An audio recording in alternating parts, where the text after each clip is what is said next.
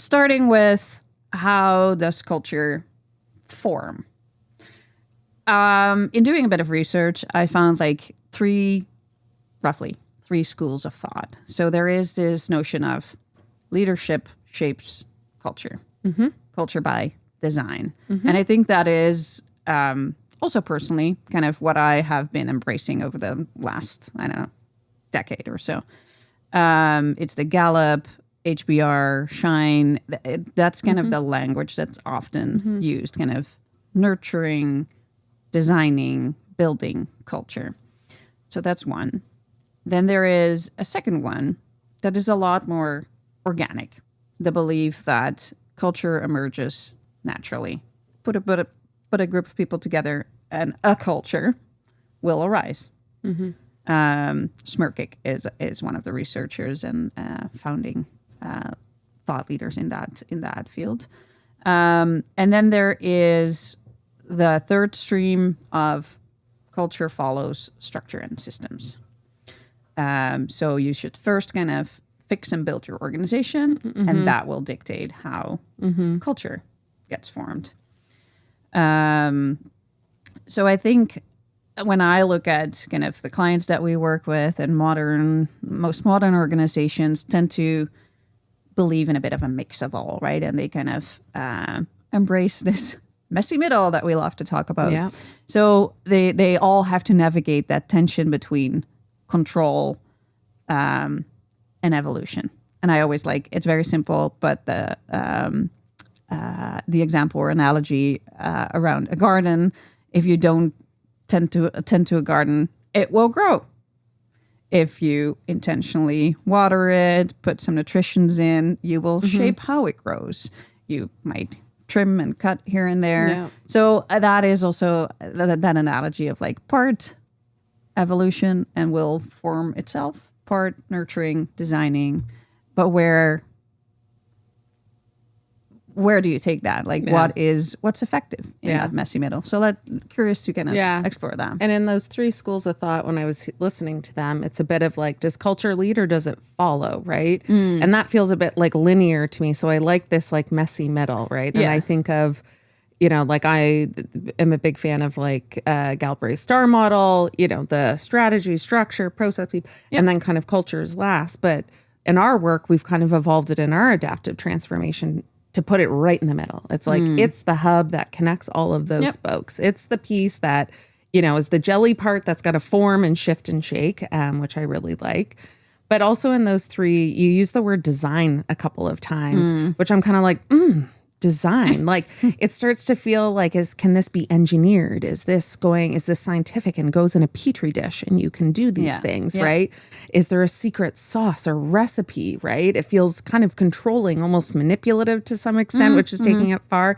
So it kind of gives me like the ick. Like I'm like, I don't like that. So maybe I'm more of the like, it evolves, right? We all play an intentional role, but let it evolve. So maybe I'm showing my bias already. But it also gets me thinking outside of the professional walls. And our team has done a lot of, I shouldn't say a lot of work, but some intentional work around understanding Indigenous worldviews, and did that University of Alberta course. And there was a lot of conversation in that around Indigenous worldviews or collectivist worldviews, where collectivists is they prioritize the group over the individual. And their culture evolves on its own, but is based off of relationships, reciprocity, and rituals, right?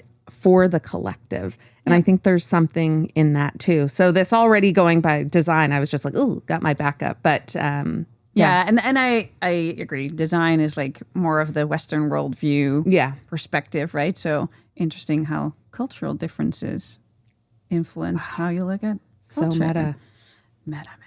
But that Western worldview, I think, has that risk of cultural overreach is a term that I kind of picked up on, where there is this belief that you can truly codify it, and we've all kind of seen the examples of like the value town hall or the words on the wall, and no one actually know what they mean, or it's just kind of they're developed in silos or top down, or at least there hasn't been kind of this more collective approach, whether it starts there or whether it is more kind of the change management approach to kind of implementing things or change.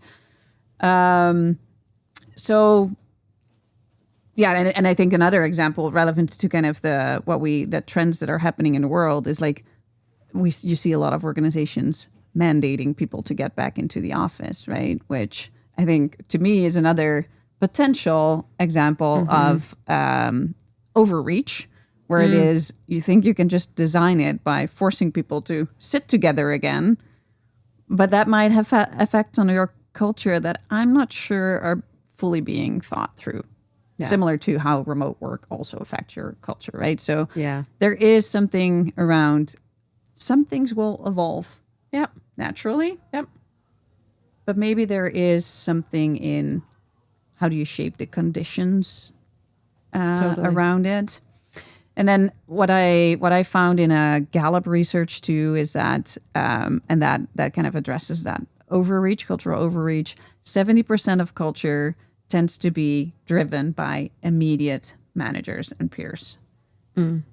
Immediate managers and peers. So not the boardroom, right? The HR department, the policies. Yeah. It's truly due to behavior, habits, actions that are happening in your immediate surroundings. That's cool.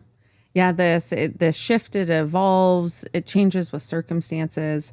It makes me think of a couple of examples. Looking on one end, this concept of microcultures, that is much, and if folks aren't familiar with it, to me, it means there's kind of smaller groups that have shared identity, shared roles, shared passions, whatever it may be in a greater organization. How if you don't over control, like we all must be, every department must subscribe to the same thing, but allow for those microcultures to form, maybe that helps the overall adaptability. You see microcultures in sports, and I chuckle anytime I'm with my brother and his old university football friends, where it's like, okay, the wide receiver guys that are together are this, the linebackers are like this. Like they all have these little microcultures, depending on their position. You see it in some religions, Christianity. There's a whole bunch of microcultures within there. So how can, in a professional setting, microcultures be to your benefit? And then you see the over controlling, and there's great examples, and a lot of them, that come to mind are startups, or what started as startups and are no longer startups, but very successful tech companies, where that like hustle, grind, do what you got to do culture of Uber, Hootsuite, that started, and now they've evolved.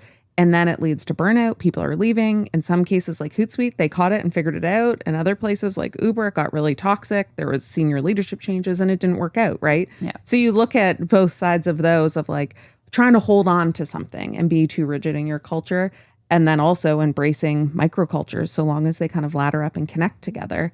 Is that okay too? Yeah. Yeah, and I think, so there are some examples of like where culture had to evolve kind of with circumstances. I think there are situations too where there's an intentional choice to change culture because it's no longer serving a certain purpose.